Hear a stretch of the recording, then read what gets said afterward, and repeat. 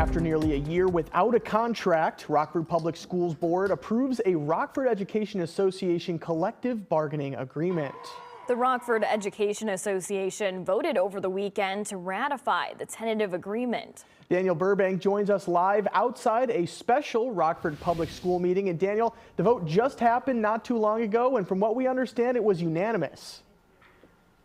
Yes, it was a very brief meeting, Jake, where the deal was approved. The tentative agreement was approved 7-0 across the board. Overall, there was a public comment. There was only one speaker. He was a first grade teacher within Rockford Public School District. And this public speaker said that they were disappointed in both sides, both the Rockford Public School District and the Rockford Education Association. But School Board President Paul Carpenter says, look, it's about compromise. Not everyone's going to get exactly what they want on both sides. So the deal is $180 million every year with $50 million of what they're calling new money every single year. So the Education Association's members, more than 2,000 of them, are going to receive a 4% increase during year 1 and 2, a 4.5% increase during year 3.